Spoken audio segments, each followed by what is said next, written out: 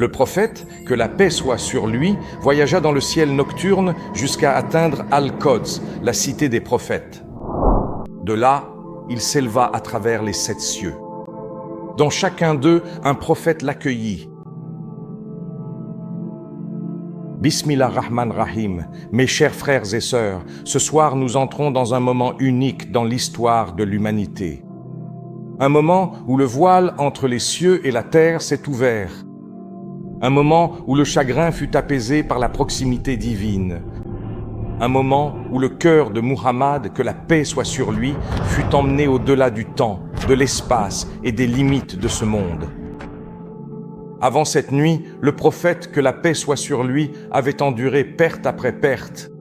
Le décès de Khadija, que la paix soit sur elle. Le cœur qui l'abritait. Le décès d'Abu Talib, le protecteur qui se tenait à ses côtés. Et la douleur de Taïf, où les pierres rencontrèrent la compassion. La douleur avait atteint son paroxysme. Mais quand le cœur d'un prophète est éprouvé, Allah répond par une miséricorde dépassant l'imagination. Ce soir, nous ne racontons pas seulement une histoire, nous entrons dans la nuit où les cieux accueillirent le bien-aimé. Que la paix soit sur lui. Alors venez avec moi, laissez votre cœur s'adoucir, laissez votre esprit s'élever. Car nous allons être témoins d'un voyage qu'aucun œil humain n'a jamais vu.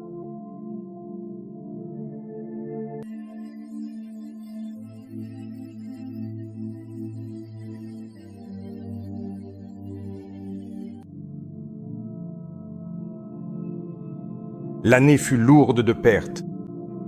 Khadija, qu'Allah soit satisfait d'elle, l'épouse bien-aimée du prophète, sa première croyante. Sa compagne dans chaque épreuve était retournée vers son Seigneur. Peu après, Abu Talib, son oncle et protecteur, s'éteignit également. La Mecque, autrefois simplement rude, devint alors hostile. Des pierres frappèrent sa tête bénie. De la poussière fut jetée sur ses épaules. Pourtant son cœur resta patient, ses yeux levés vers le ciel en souvenir. C'étaient les jours que le Coran décrivait « Fasda' bima tu'mar wa a'rid 'anil mushrikin inna kafaynaka al-mustahzi'in » Proclame ce qui t'est ordonné et détourne-toi des polythéistes. En vérité, nous te suffisons contre ceux qui se moquent. Cherchant des cœurs à l'écoute, le prophète, que la paix soit sur lui, quitta la Mecque pour la ville de Taïf, espérant que ses habitants recevraient son message avec compassion. Mais ils se moquèrent de lui, envoyèrent leurs esclaves et leurs enfants pour le chasser des rues. Des pierres lui coupèrent les pieds jusqu'à ce que le sang remplisse ses sandales. Épuisé, il chercha refuge à l'ombre d'un mur et leva les mains vers le ciel. اللهم إليك أشكو ضعف قوتي وقلة حيلتي وهواني على الناس يا أرحم الراحمين أنت رب المستضعفين وأنت ربي لك المصير حتى ترضى. Ô Allah, je me plains à toi de ma faiblesse, de mon manque de moyens et de mon humiliation devant les gens.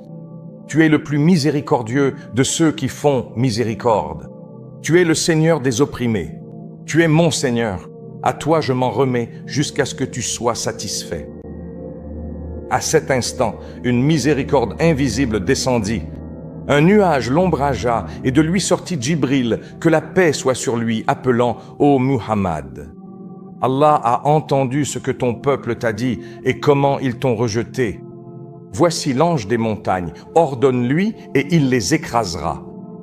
Mais le prophète, paix soit sur lui, dit « Non, j'espère que de leur descendance viendront ceux qui adoreront Allah seul. » Alors qu'il reposait près de la Kaaba, les cieux s'ouvrirent d'une lumière jamais vue auparavant.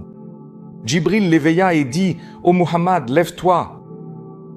Ainsi commença le plus grand des voyages, Al-Isra wal-Miraj, le voyage nocturne et l'ascension.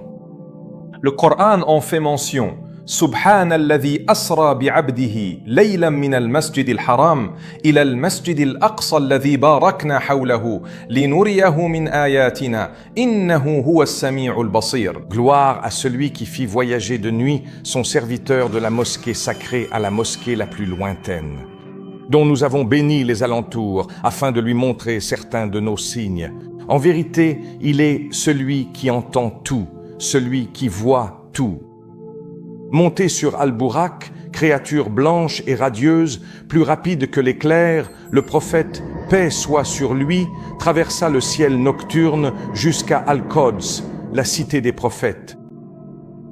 Là, il les dirigea tous, Adam, Noé, Ibrahim, Moïse, Issa, que la paix soit sur eux tous, dans la prière. Le temps lui-même s'arrêta, alors que chaque messager témoignait du sceau de la prophétie.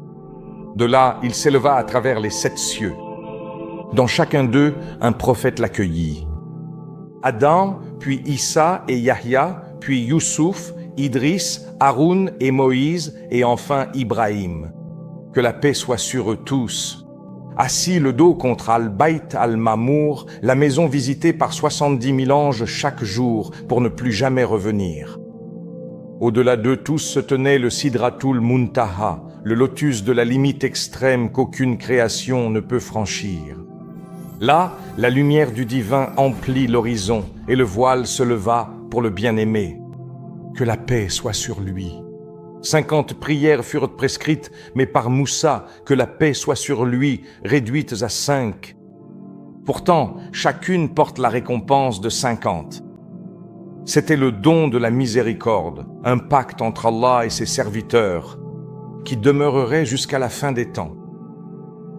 Le Coran dit « وَمَا جَعَلْنَا الرُّؤْيَا الَّتِي أَرَيْنَكَ إِلَّا فِتْنَةً لِلنَّاسِ » Et nous n'avons fait la vision que nous t'avons montrée que comme une épreuve pour les gens.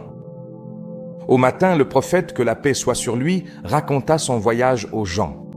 Les Qurayshites rirent d'incrédulité. Un aller-retour à Jérusalem en une seule nuit. Mais quand il décrivit la ville en détail, ses portes, ses fenêtres, ses piliers, ceux qui l'avaient vu se turent. Pourtant, ils se moquèrent. Pourtant, parmi eux, Abu Bakr, qu'Allah soit satisfait de lui, resta ferme et dit, s'il l'a dit, il a dit la vérité. Et depuis ce jour, il fut appelé As-Siddiq, le véridique. Ainsi, du fond de la douleur, Allah éleva son prophète, que la paix soit sur lui, au plus haut des cieux pour lui montrer qu'après la difficulté vient la facilité. Le Coran lui rappellera plus tard, ainsi qu'à tous les croyants, فَإِنَّ مَعَ الْعُسْرِ يُسْرًا إِنَّ مَعَ الْعُسْرِ يُسْرًا. Car sûrement, avec la difficulté vient la facilité. Oui, avec la difficulté vient la facilité. Il retourna à la Mecque cette nuit-là, le cœur rempli de lumière. Les cieux s'étaient ouverts, le commandement avait été donné. Le prophète, que la paix soit sur lui, était prêt à porter le message au-delà de l'Arabie. La nuit qui commença dans la douleur s'acheva par l'ascension et l'aube de la victoire était proche. Et ainsi le messager d'Allah, que la paix soit sur lui, revint des cieux, portant un cadeau pour chaque croyant jusqu'à la fin des temps. La prière. Non comme un rituel, mais comme une rencontre, un moment de proximité, une porte entre la terre et le divin. La nuit de l'ascension n'était pas qu'un miracle, c'était un rappel que quand le monde blesse le cœur, Allah l'élève. Quand le soutien s'efface, Allah vous soutient. Quand le chemin semble lourd, Allah ouvre le ciel. Et bien que beaucoup à la Mecque se moquèrent, il y avait des cœurs ailleurs, des cœurs tendres, des cœurs ouverts, prêts à croire. Dans le prochain épisode, Inch'Allah, nous verrons les graines d'un nouveau départ, une ville prête à accueillir la lumière. Sallallahu ala Muhammad.